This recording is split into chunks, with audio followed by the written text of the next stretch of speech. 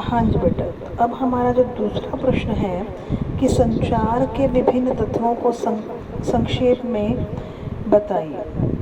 अब संचार करने के लिए किन किन तत्वों की ज़रूरत होती है, यानी कि अगर हमने संचार की प्रक्रिया करनी, किसी को सूचना देनी या लेनी है, तो उसके लिए कौन कौन सी चीज़ें चाहिए होती हैं, क्या क्या तत्व चाहिए होते हैं। बेटा ये 7 होते हैं। तो संचार के लिए 7 तत्वों की ज़रूरत होती है। पहला है स्रोत या संचारक, दूसरा एनकोडिंग या कूटीकृत, तीसरा संदेश, चौथा माध्यम, पांचवा प्राप्तकर्ता रिसीवर या फिर डिकोडिंग, छठा फीडबैक, सातवां शोर। अब हम इसको बेटा इसको मैं एक्सप्लेन करूँगी कि ये स्रोत क्या होता है, एनकोडिंग क्या होती है। आगे देखो बेटा, तो अब पहला है कि स्रोत या संचारक क्या होता है। पहला जो तत्व है, यानी कि जब कोई व्यक्ति दूसरों को संदेश पहुंचाता है तो संदेश पहुंचाने वाले व्यक्ति को क्या कहते हैं, स्रोत या संचारक। यानी कि जो व्यक्ति मान लीजिए अब प्रिंसिपल मैडम है, वो आपको कोई संदेश देते हैं, तो अब ये प्रिंसिपल मैडम कौन है, वो संचारक है या स्रोत है। दूसरा है एनकोडिंग या कूटीकृत। अब जो संचार करने वाला है, सूचना पहुंचाने वाला है, वो किसी भी भाषा या कूट यानी कि कोड शब्दों का प्रयोग करता है। कोई ना कोई तो संकेत होते हैं। मान लो हमने आपको कोई संदेश देना है तो उसे एनकोडिंग या कूटीकृत कहते हैं। तीसरा है बेटा संदेश। देखो बेटा, ये तो पता ही है कि जितनी सरल भाषा होगी, स्पष्ट भाषा होगी, संदेश उतना ही हमारा पहुंचाना कामयाब होता है। मान लीजिए हमने कोई संदेश देना है और हमने क्या किया, उसको बड़े ही जटिल तरीके से, मुश्किल तरीके से भेजा, तो संदेश लोगों तक पहुंचेगा नहीं। फिर है चौथा माध्यम।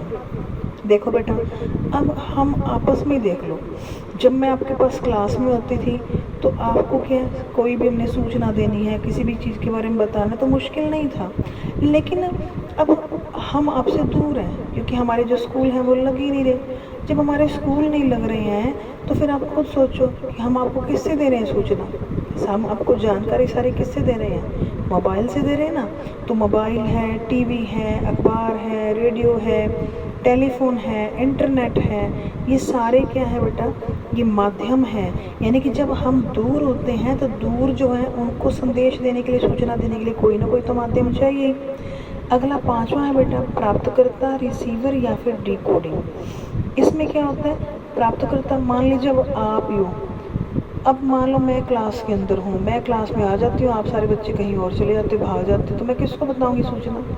यानी कि संदेश देने वाला ज़रूरी होता है तो संदेश को प्राप्त करने वाला ज़रूरी होता है। अब मान लो मैं हूँ, मैं आपको ये सब क्वेश्चन समझा रही हूँ और आप सुनने वाले ग्रुप में हो ही नहीं, उसको सीन ही नहीं कर रहे, तो मेरे जो प्राप्त करने वाला ही नहीं संदेश, तो क्या मेरा आपको सी सारे संदेश पहुँचेंगे नहीं ना। तो संदेश प्राप्त करने वाला ज़रूरी होता है, देने वाला भी ज़रूरी होता है और प्राप्त करने वाला भी। और डिकोडिंग का अर्थ क्या है, प्राप्त संदेश के अर्थ को समझने की कोशिश करना।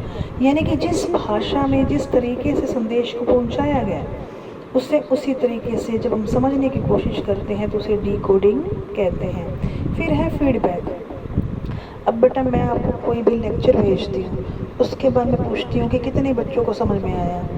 अब बच्चे जो हैं वो लिख कर मुझे भेज देते हैं कि हाँ जी ओके मैडम, हमने पढ़ लिया, हमें याद हो गई। ये क्या होती है, फीडबैक। यानी कि जब हम किसी को कोई संदेश देते हैं तो वो हाँ या ना में कोई रिएक्शन तो करता ही है, ठीक है, तो उसे क्या कहते हैं, फीडबैक या बैक या फिर प्रतिपुष्टि कहते हैं।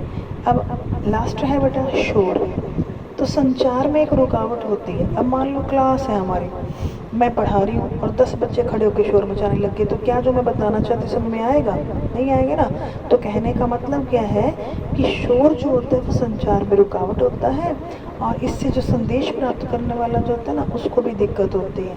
तो बेटा अब आपको पता तो चल ही गया कि संचार के लिए कौन कौन से तत्वों की जरूरत होती है।